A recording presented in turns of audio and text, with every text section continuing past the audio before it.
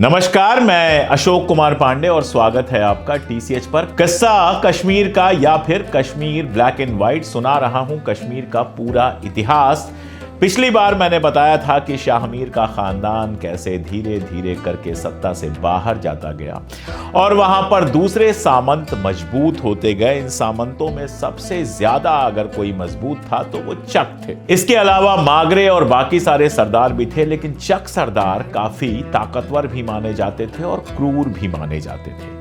चकों के बारे में बहुत सारी थीरीज है कि कहां से कश्मीर में आए थे, लेकिन आमतौर पे माना जाता है कि राजा सहदेव के समय में दार्दिस्तान से ये आए थे।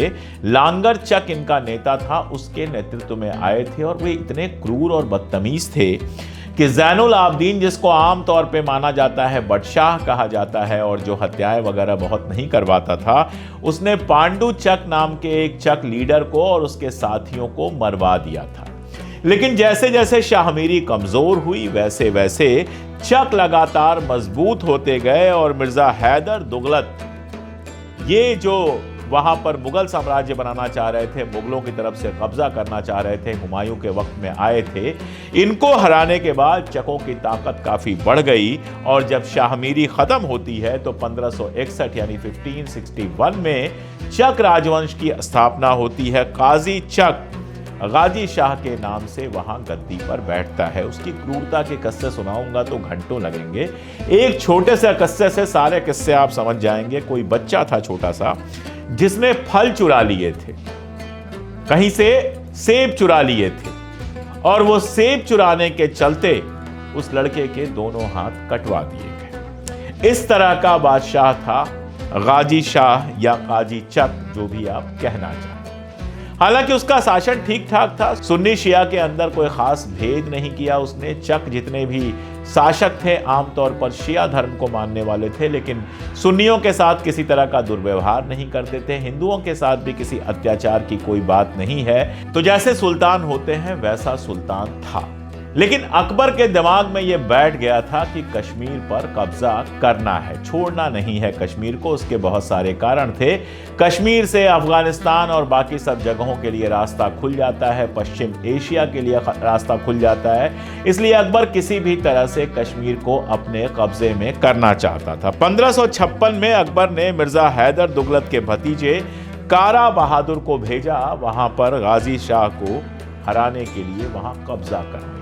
जब पहुंचा कारा बहादुर तो गाजी शाह के खिलाफ जो लोग थे, जो मागरे और बाकी सारे थे, वो भी इसके साथ शामिल हो गए। लेकिन कारा बहादुर अय्याश टाइप का आदमी था, आराम करता रहा, धीरे धीरे पहुंचा। और जब वहां पहुंचा तो बारिशों का मौसम शुरू हो गया था, जंग थोड़ी मुश्किल हो गई थी। और जब जंग हुई तो आप ये देखते हैं कि कारा शाह की सेना यानी मुगलों की सेना बुरी तरह से हारती है। इसके बाद गाजी शाह का सिक्का वहां पर जम गया। जो उसके विरोधी थे उनके समझ में भी आ गया कि इसको हराना आसान काम नहीं है। गाजी शाह ने शाहमीरी जो थी उसकी ही लाइन पर चलते हुए अपने छोटे भाई हुसैन खान को घोषित किया कि ये मेरे बाद मेरा जानशीन होगा। लेकिन कुछ मामला फंसा और वो नाराज हो गया हुसैन खान से, और उसने हुसैन खान को गिरफ्तार करने का प्लान बनाया। लेकिन हुसैन खान भी खेला खाया हुआ आदमी था।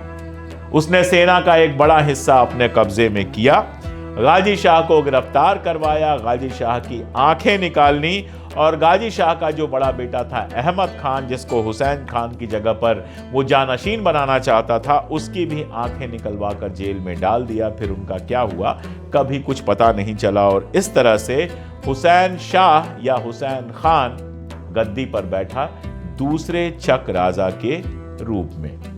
माना जाता है कि हुसैन शाह का जो शासन था, हुसैन शाह चक का, वो काफी ठीक ठाक था, सहिष्णुता से भरा था, किसी के साथ कोई भेदभाव नहीं करना था। उसके दरबार में कट्टर सुन्नी भी थे, कट्टर शिया भी थे, और हिंदुओं को भी कोई खास परेशानी नहीं थी। इसके छोटे भाई का नाम था शंकर चक। इसका ठीक छोटा भाई था जिसने विद्रोह किया था, विद्रोह दबा दिया गया था। इस नाम से यह पता चलता है कि तब तक अभी कश्मीर में कॉमन नाम रखे जाते थे, वरना हुसैन खान के भाई का नाम शंकर चक कैसे हो सकता था। खैर, उस समय एक घटना घटी, बहुत तफसील में तो नहीं जाऊंगा, शार्ट में आपको बताता हूं। एक कट्टर सुन्नी थे, उसके दरबार के अंदर उनका नाम था काजी हबीब, और एक कट्टर शिया थे जिनका नाम था यूसुफ आइंदर। इन दोनों लोगों के बीच में किसी बात पे विवाद हो गया। काजी हबीब ने कुछ कहा तो यूसुफ आइंदर ने तलवार निकाल ली और उनके ऊपर हमला किया, हालांकि वो मारे नहीं गए। अब ये हुआ भाई कि सजा किसको दी जाए। सुल्तान खुद शिया था। उसने जो उलेमा थे वहां के, उनसे कहा कि आप लोग बैठिए और तय कीजिए कि यूसुफ आइंदर को क्या सजा दी जाए। जब उलेमा बैठे तो पता ये चला कि सजाए मौत दी गई। बादशाह खुद इससे बहुत परेशान था, क्योंकि इस्लाम में जब तक आप किसी की हत्या ना कर दें आपको सजाए मौत नहीं दी जाती। लेकिन अब सजाए मौत हो गई थी, उसकी तैयारियां शुरू हुई, लेकिन किस्मत में कुछ और लिखा था। अकबर ने उसी समय अपना एक दूत भेजा था जिसका नाम था मिर्जा मुकीम। जब मिर्जा मुकीम पहुंचे तो यूसुफ आइंदर के लोगों ने उनसे शिकायत की कि इस तरह का हुआ है जो इस्लाम के भी खिलाफ है। उन्होंने कहा उलेमाओं को दोबारा बुलाया जाए। सारे लोग दोबारा बैठे, लेकिन उनमें से एक अली कोका भाग गया। पता यह चला कि अली कोका जो कट्टर सुन्नी था, उसने ये कहा था कि बादशाह खुद चाहते हैं कि यूसुफ आइंदर को सजाए मौत मिले। मतलब बादशाह का उसने नाम लिया था, जबकि बादशाह ने ऐसा कुछ किया ही नहीं था। उसको मालूम था कि बादशाह भी बैठेंगे, मिर्जा मुकीम भी बैठेंगे और सारे आलिम भी बैठेंगे, उलेमा भी बैठेंगे, तो मेरा राज खुल जाएगा। इसलिए अली कोका भाग गया और सिर्फ भागा नहीं, भाग के ये पहुंच गया अकबर के पास और अकबर को इसने खूब भड़काया। अकबर को उसने इतना भड़काया कि मिर्जा मुकीम के कहने पर बादशाह ने अपनी एक बेटी और अपने एक राजदूत को, अपने एक सैनिक को, अपने एक सिपहसालार को वकील करके मुगल कोर्ट में भेजा कि बेटी से सलीम की शादी हो जाए और मुगलों के साथ हमारा दोस्ताना रिश्ता हो जाए। कोई मुगलों से उस समय लड़ाई लड़ना नहीं चाहता था, मजबूत थे। आप ये सोचिए कि उन दिनों की रवायत में किसी दूत की हत्या नहीं की जाती थी, लेकिन अकबर को ऐसा भड़काया गया था, वो इतना नाराज था कि उसने दूत की हत्या कर दी। और हुसैन ने जो अपनी बेटी भेजी थी सलीम से शादी के लिए, उस बेटी को वापस कर दिया। हुसैन शाह इससे बहुत दुखी हुआ। उसके बाद ही, उसको पहले से कैंसर था, तबीयत उसकी और बिगड़ी और उसकी डेथ हो गई। उसकी डेथ के बाद अली शाह गद्दी पे बैठा, जिसको कश्मीर के इतिहास में ठीक ठाक शासक माना जाता है। अली शाह भी मुगलों से कोई संघर्ष करना चाहता नहीं था। 1573 में एक बार फिर अकबर ने अपना एक राजदूत भेजा और कहा कि उस समय हमसे गलती हुई थी, हुसैन शाह की बेटी से सलीम की शादी जो है वो होगी। सलीम से शादी हुई हुसैन शाह के बेटी की, लेकिन असल में अकबर ने भेजा था यह देखने के लिए कि कश्मीर के हालात क्या है। वहां से लौटकर जो भी रिपोर्ट आई हो, लेकिन उस समय लड़ाई नहीं हुई। 1589 में अली शाह की डेथ हो जाती है और फिर वहां गद्दी पे बैठता है यूसुफ शाह चक। यूसुफ शाह चक को जब आप याद करते हैं तो उसके साथ याद आना लाजिम है हब्बा खातून का। हब्बा खातून एक लकड़हारे की बेटी थी। कहा जाता है कि यूसुफ शाह एक बार जंगल में जा रहा था, उसने हब्बा खातून के गाने की आवाज सुनी। वो लोक गीत गा रही थी, कोई दर्द भरा गीत गा रही थी। यूसुफ शाह को इतना पसंद आया कि अपना घोड़ा लेकर वहां पर पहुंचे और शादी की बात कर दी। पता चला लड़की की शादी पहले ही हो गई है, तो लड़के के बाप से बात किया गया। उस घर में हब्बा खातून को बहुत परेशान किया जाता था। ये खबर यूसुफ शाह चक को मिल गई थी, तो तलाक करवाया गया और उसके बाद हब्बा खातून से शादी करके वो अपने महल में ले आए। ये अलग बात है कि महल के अंदर भी हब्बा खातून को कोई खास इज्जत नहीं मिलती थी, लेकिन यूसुफ शाह चक और हब्बा खातून की जो जोड़ी थी वो तोता मैना की जोड़ी थी। बादशाह को भी बहुत इंटरेस्ट था म्यूजिक में, शायरी में और घूमने में। ये तो शायरा थी ही, दोनों मिलकर साथ रहते थे और बहुत खुशी खुशी रहते थे। हालांकि यूसुफ शाह को लेकर बहुत लोग नाराज थे और सैयद मुबारक बैहकी के नेतृत्व में एक विद्रोह हुआ, जिसके बाद यूसुफ शाह चक को गद्दी से हटा दिया गया।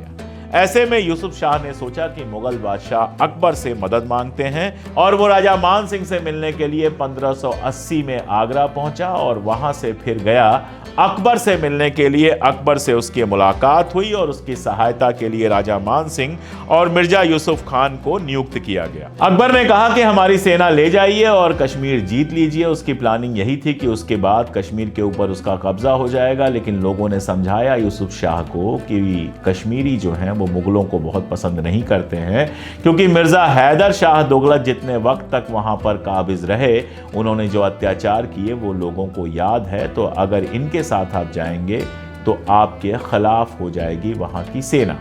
फिर यूसुफ शाह ने कुछ सेना वगैरह जुटाई, कुछ लोगों की मदद ली, फाइनली कश्मीर पहुंचा और कश्मीर में उसने कब्जा कर लिया एक बार फिर सत्ता पर, एक बार फिर वो कश्मीर का शहंशाह बन गया। लेकिन अकबर को यह बात बुरी तो लगी थी और काफी बुरी लगी थी, इसीलिए 1581 के अंत में उसने मिर्जा ताहिर और सालिह अकील को कश्मीर भेजा और बादशाह से कहा कि आपने हुक्म अदूली की।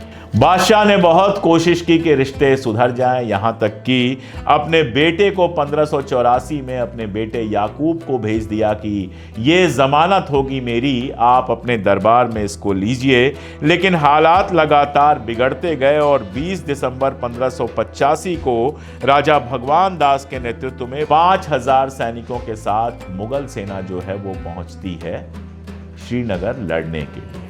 बादशाह मुगल सेना से लड़ना नहीं चाहता था, समझौते का प्रस्ताव देता है, कहता है मैं खुद आके बात करूंगा। लेकिन अब तक अकबर ने यह मन बना लिया था कि अब कश्मीर पे कब्जा करना है, इसलिए यूसुफ शाह चक जब आया तो उसको गिरफ्तार कर लिया गया। राजा मान सिंह और भगवान दास भी बेहद नाराज हुए, क्योंकि कोई आपसे मिलने आया है, आपने उसको इजाजत दी है, फिर आप उसको गिरफ्तार नहीं कर सकते।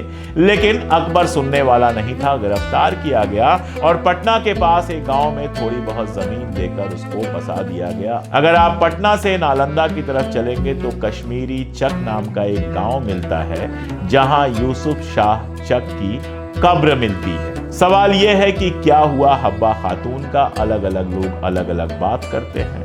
कोई कहता है कि हब्बा खातून दीवानी हो गई, भटकती रहीं यहाँ वहाँ कश्मीर में, अपने गाने लिखती रहीं, गाती रहीं। लिखती तो क्या थी, दिमाग में जो आता था वो गाती थी, और उनके गाने जनता के बीच में हमेशा हमेशा जिंदा रहे।